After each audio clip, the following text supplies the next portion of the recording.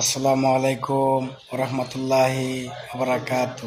প্রাণপ্রিয় বাংলাদেশি ভাইয়েরা, প্রাণপ্রিয় আমার আরাকানের মুসলিম ভাইয়েরা, আপনাদেরকে বলছি শুনুন আমার জানা ইতিহাস। যেই সময় ইরাকের ভিতরে হামলা করত, 6 লক্ষ মানুষকে মাইরা ফেলাইছিল। কোথায় থেকে হামলাগুলা করতো জানেন? এই ইরানের থেকে এই আমেরিকান বাহিনী হামলা করে আমার ইরাকের 6 লক্ষ মানুষকে মাইরা ফেলাইছিল। ওই সময় আমরা খবরগুলো দেখতাম আর চোখের পানি পালাইতাম আর কাঁদতাম, বলতাম ইরান তুই একদিন আমেরিকার হাতেই ধ্বংস হইবি। মনে হয় ওই সময়কার বিচার, 6 লক্ষ মানুষের জীবন দেওয়ার বিচার মনে শুরু হয়ে গেছে। তারপরও বলবো ইরান তো মুসলিম দেশ, মুসলিম বিশ্বের জন্য ইরান বাইচা থাকার দরকার আছে। ইরানের জন্য দোয়া করি আল্লাহ তাআলা আমেরিকান সন্ত্রাসীর হাত থেকে আল্লাহ ইরানকে বাঁচায় রাখো। কিন্তু ওই সময় 6 লক্ষ মানুষ ইরাকের মরে না, যদি এই ইরাকের 6 লক্ষ মানুষ মরে না, যদি ইরানে আমেরিকানকে সহযোগিতা না করে, সাপোর্ট না দেয়। আজকেও জর্দান নামের একটা দেশ ইরানের বিরুদ্ধে দাঁড়াইছে, আমেরিকার পক্ষে নিছে। এই জর্দানও একদিন এই ইরানের মতো বিপদে আবার পড়ব।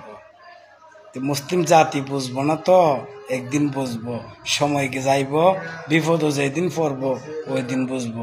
ইরানও তখন বুঝতে পারে নাই যে আমেরিকান বাহিনী তার দেশের জন্য তোর হুমকি হয়ে দাঁড়াইব। ওই সময় ইরান যদি বুঝতো, ইরাকের বিরুদ্ধে দাঁড়াইতো না। আজকে জর্দানও বুঝতেছে না যে আমেরিকান বাহিনী, ইসরায়েলি বাহিনী আবার একদিন তার বিরুদ্ধে এইভাবে দাঁড়াবে।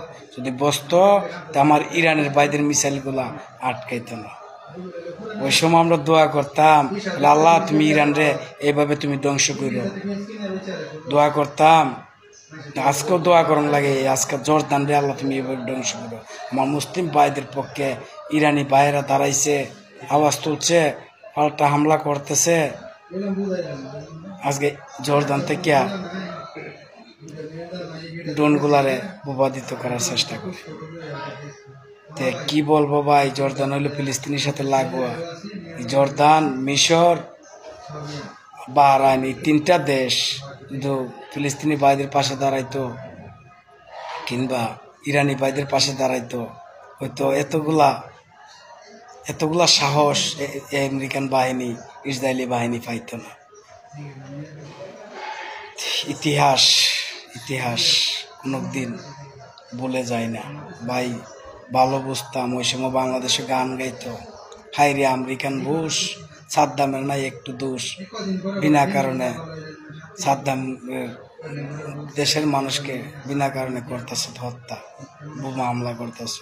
এগুলা গানগুলা শুনতাম আর কাঁদতাম আর বলতাম এই ইরান তো একদিন ধ্বংস হইবি।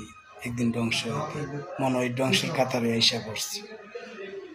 তারপরও দোয়া করি আল্লাহ তুমি মুসলিম বিশ্বের জন্য ইরানরে তুমি বাঁচাই রাখো, কারণ ইরান বাইচা থাকার খুবই দরকার।